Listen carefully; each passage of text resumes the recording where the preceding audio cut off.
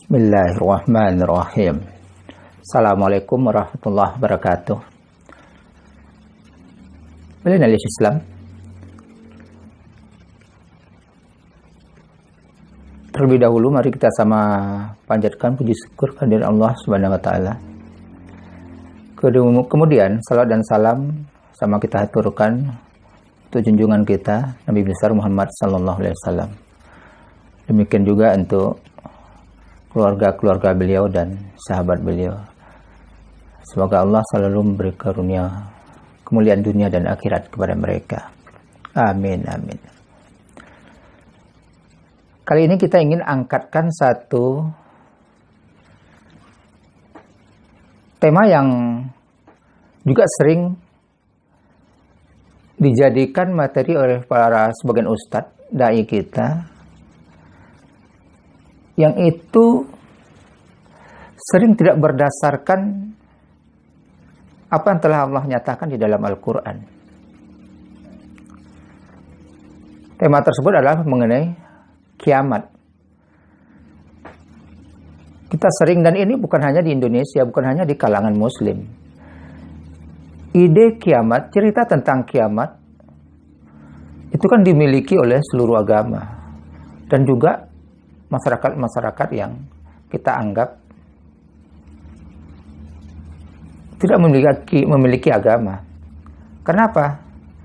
Karena ini memang sesuatu yang sangat gaib, tetapi seluruh orang yakin itu akan terjadi. Maksud kita begini,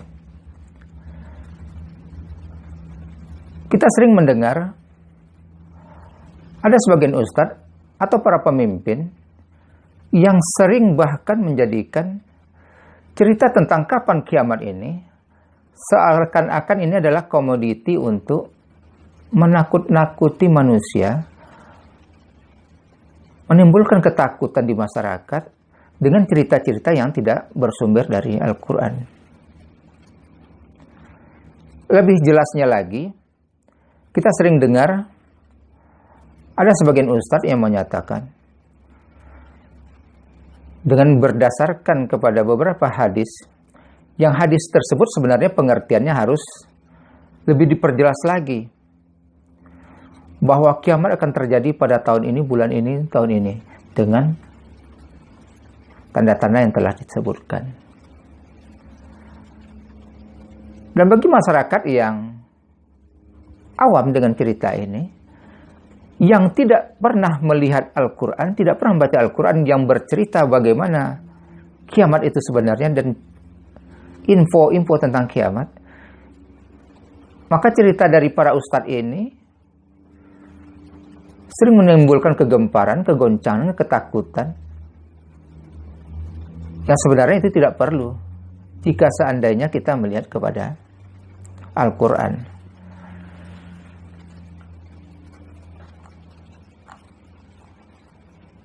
Sebagaimana kemarin pada bulan Ramadan, ketika beberapa daerah muncul kabut bersamaan dengan adanya pandemi, keluarlah isu-isu chatting-chattingan, termasuk beberapa berita bahwa kiamat tidak akan lama lagi terjadi. Kenapa? Sudah terlihat ada dukhon, ada kabut. Dan dibawakanlah ayat Al-Quran dan sabda Rasul dalam beberapa hadis, yang setelah nanti diteliti, hadis yang bercerita tentang dukhon itu hadisnya hadis dhaif. Dan untuk memperkuat bahwa Rasul tidak tahu sama sekali tentang kapan kiamat itu yang akan terjadi, kita akan sampaikan beberapa ayat Al-Quran di mana Allah memerintahkan kepada Rasul untuk menyatakan kepada umatnya bahwa Rasul tidak tahu sama sekali tentang kiamat. Karena pengetahuan tentang kapan akan terjadinya kiamat itu adalah hak prerogatifnya Allah, hak kewenangan Allah. Tidak satu pun manusia yang tahu, yang akan diberitahu, termasuk para rasul, termasuk juga Rasul yang diutus untuk kita, Muhammad sallallahu alaihi wasallam. Ayat pertama surat Al-An'am, surat yang ke-6 ayat 50. Di sana Allah menyatakan, memerintahkan kepada Rasul untuk berkata, "Katakan ya Muhammad," kata Allah, "aku tidak mengatakan kepadamu bahwa aku memiliki perbendaharaan Allah dan aku tidak mengetahui perkara gaib." Jadi jelas, Allah perintahkan kepada Rasul untuk menyatakan kepada umat, saya ini cuma Rasul yang menyampaikan wahyu Allah. Tidak tahu sama sekali masalah gaib. Dan ingat, kiamat itu masalah gaib. Kalaupun ada yang aku ketahui, itu berdasarkan apa yang Allah wahyukan. Tetapi prinsipnya, aku tidak mengetahui hal-hal yang gaib. Kata, kasih tahu itu ya Rasul, kata Allah. Kemudian di surat Al-An'am juga, ayat 59, Allah menyatakan, di sisi Allah seluruh kunci rahasia yang gaib. Tidak ada yang mengetahuinya kecuali Allah. Dia mengetahui apa yang ada di darat dan di laut.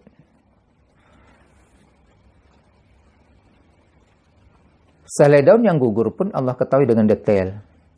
Tidak ada sebutir biji dalam kegelapan bumi dan tidak pula sesuatu yang basah maupun kering, kecuali semuanya tercatat di dalam kitab yang nyata, di Lauh Mahfuz. Jadi ayat ini jelas lagi menyatakan perkara gaib itu urusan Allah, hak Allah. Tidak satu pun makhluk akan tahu kecuali sebatas apa yang Allah sampaikan, Allah beritakan. Jika tidak satu makhluk pun bisa mengetahuinya.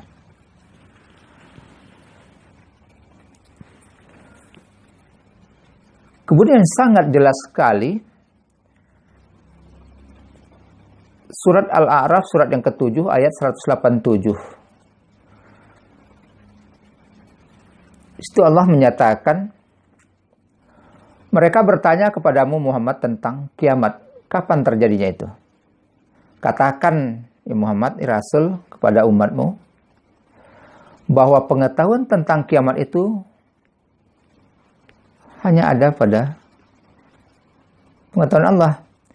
Tidak ada seorang pun yang mampu menjelaskan kapan waktunya, kecuali Dia. Mereka bertanya kepada engkau, ya Rasul,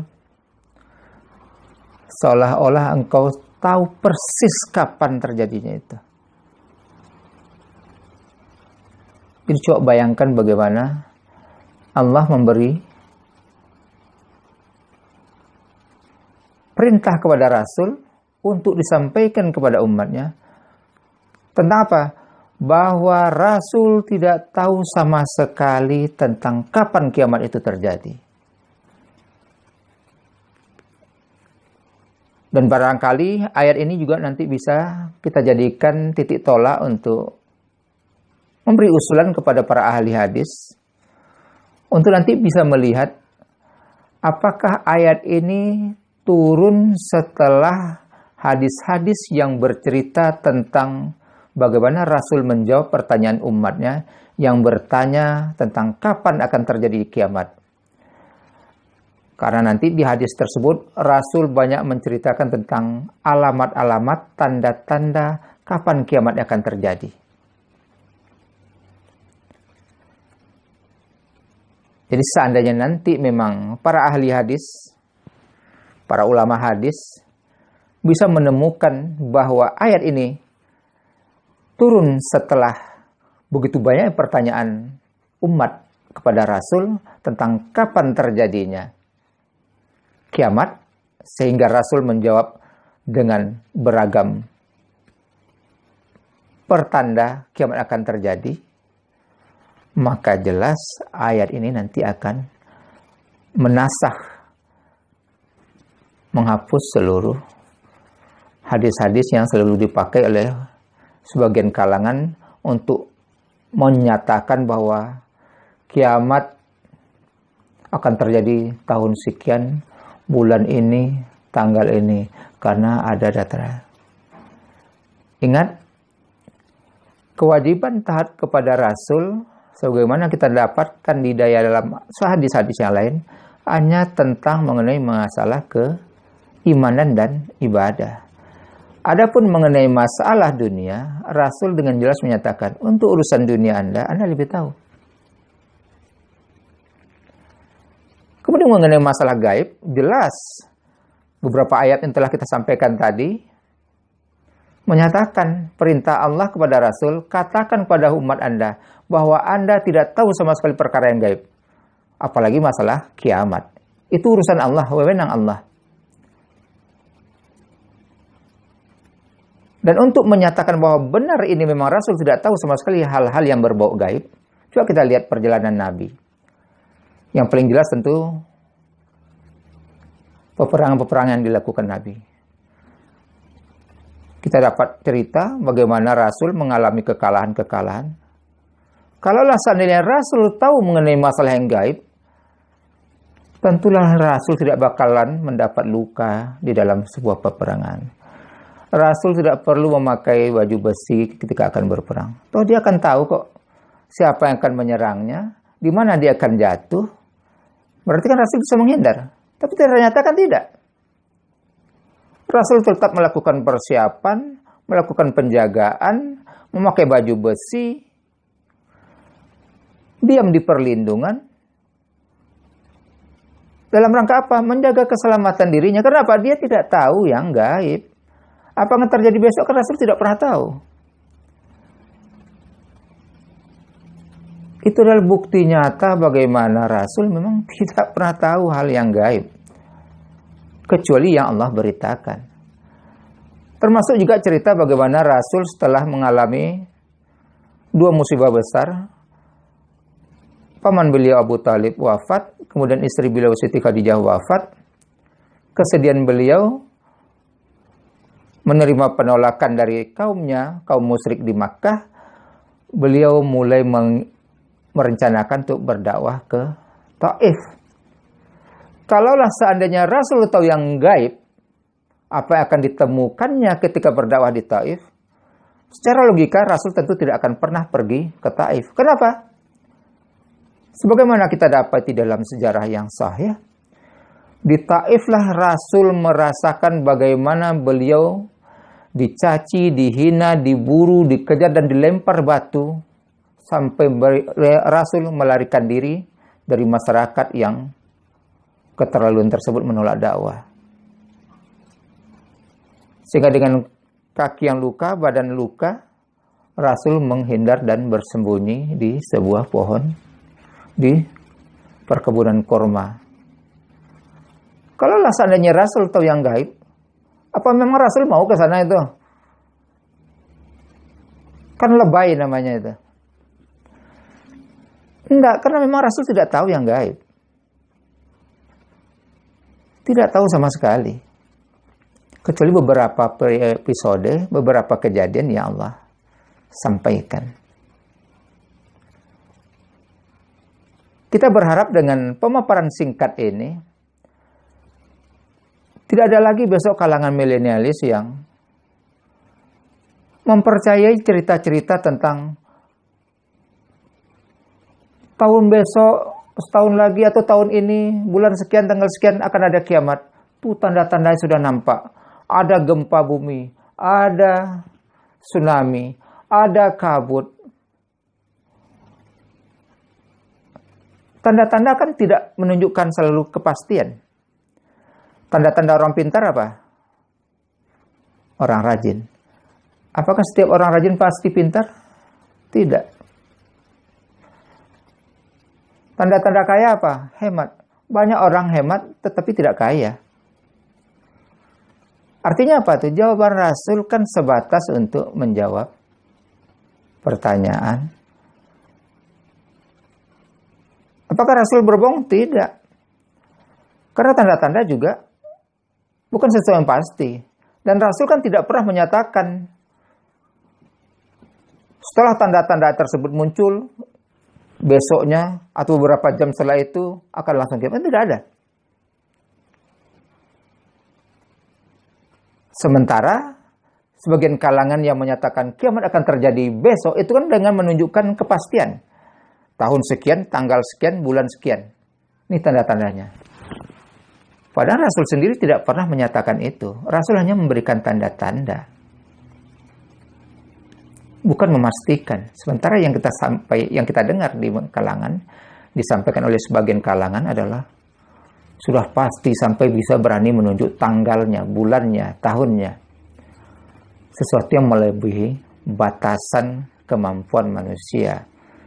Dan inilah bisa disebut dengan manipulasi atas informasi sebenarnya. Baik, milenialis, semoga ke depan kita tidak ada lagi yang bisa dikecoh oleh berita-berita yang tidak benar tersebut. Karena yang tahu pasti tentang kiamat kapan terjadi itu Allah. Rasul juga tidak pernah diberitahu tentang itu. Itu rahasia Allah. Demikian. Assalamualaikum warahmatullahi wabarakatuh.